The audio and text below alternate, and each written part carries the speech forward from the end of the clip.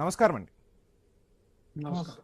Yeah V V Rao గారు, చూస్తున్న మొత్తంగా ఆపరేషన్ సింధూర్ తర్వాత భారత్ తన వ్యూహాన్ని మార్చుకున్నట్టుగా తెలుస్తోంది.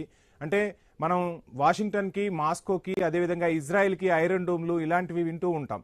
కానీ ఇప్పుడు భారత్ కూడా అంటే దేశ రాజధాని ఢిల్లీకి గగనతల రక్షణ వ్యవస్థను బలోపేతం చేసే దిశగా అడుగులు పట్టాన్ని ఎలా చూడాలంటారు, ఏం చెప్తారు? ఆపరేషన్ సింధూర్ లో పాకిస్తాన్ ఢిల్లీని అటాక్ చేయాలని చూసింది. అయితే మన ఎయిర్ డిఫెన్స్ పటిష్టంగా ఉండడంతో దాన్ని ముందరే డిటెక్ట్ చేసి మధ్యలో కూల్చివేయడం జరిగింది. అందులో భాగంగానే PL-15 శకలాలు మనకి చాలా దొరికినాయి. PL-15 ఎక్స్టెండెడ్ రేంజ్ కూడా కొన్ని శకలాలు దొరికినాయి. ఒకటైతే లైవ్ గా కూడా దొరికింది, కంప్లీట్ మిసైల్, అన్ఎక్స్ప్లోడెడ్ మిసైల్. ఇవన్నీ చైనీస్ మిసైల్స్. ఇవన్నీ air to surface, air to air, long range missiles, beyond visual range fire చేయగలిగిన మిసైల్స్. దాంతో పాటుగా డ్రోన్ అటాక్స్ కూడా విపరీతంగా జరుగుతున్నాయి. సింధూర్ లో చూసారు. లాస్ట్ డే కూడా సీజ్ ఫైర్ అగ్రిమెంట్ అయిన తర్వాత కూడా కొంతవరకు డ్రోన్లు వాళ్ళు ప్రయోగించారు లాస్ట్ మినిట్ లో. ఢిల్లీ దేశ రాజధాని కాబట్టి మోస్ట్ వల్నరబుల్ ఏరియా అవుతుంది. అక్కడ 4 ఎయిర్పోర్ట్లు ఉన్నాయి, దేశ విదేశాల ఎంబసీలు ఉన్నాయి. తర్వాత మనకున్న complete communication systems, political and executive head quarters అక్కడే ఉన్నాయి. సో ఆ విధంగా చాలా మోస్ట్ వల్నరబుల్ ఏరియా.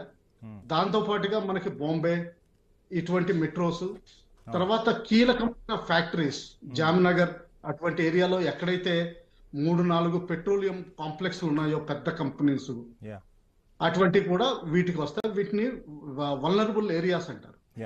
ఈ వల్నరబుల్ ఏరియాస్ ని పటిష్టం చేయడానికి అంతకుముందు మామూలు ఎయిర్ డిఫెన్స్ సిస్టమ్ వాడేవాళ్ళం.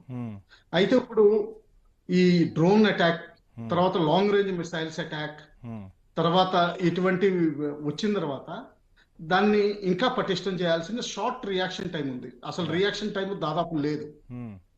దానివల్ల ఏంటంటే డిటెక్షన్ అంటే రెడార్స్, మనకున్న రెడార్స్ వాటిని వాడడం, దాని తర్వాత ఒక సెంట్రలైజ్డ్ కంప్యూటర్ సిస్టమ్ లో వాటిని ఫీడ్ చేయడం, తర్వాత టార్గెట్స్ కింద ఐడెంటిఫై చేసి దానికి అనుగుణంగా ప్రతిసారి S-400 ప్రతి దానికి వాడలేం. చిన్న వాటికి వేరు వేరు విధంగా గ్రేడెడ్. బట్ వివిరావు గారు, ఒకసారి S-400 మీరు మాట్లాడారు కాబట్టి ఆపరేషన్ సింధూర్ లో S-400 చాలా కీలక భూమిక పోషించింది అనేది ఆర్మీ నుంచి చివరకు ఒక సామాన్యుడు కూడా S-400 అనేది ఒక రక్షణ వ్యవస్థ, భారత్ కు ఒక అస్త్రం అని మాట్లాడుకుంటున్న పరిస్థితి. సో ఏం చెప్తారు అసలు S-400 గురించి ఒకసారి?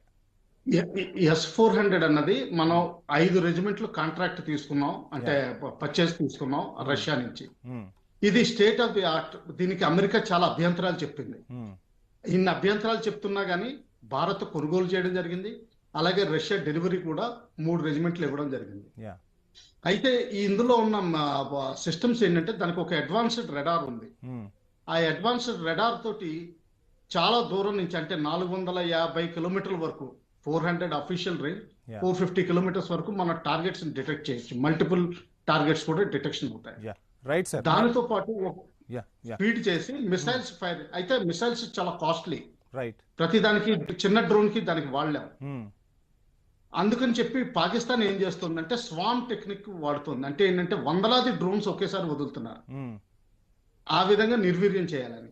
అందుకని చెప్పి ఇజ్రాయెల్ టైప్ ఐరన్ డోమ్, అలాగే అమెరికా కూడా గోల్డెన్ డోమ్ అన్నది వేరే వేరే పేర్లు ఏది పెట్టినా గానీ basically integrated air defence system పటిష్టమైంది. Early detection, early firing and precision firing.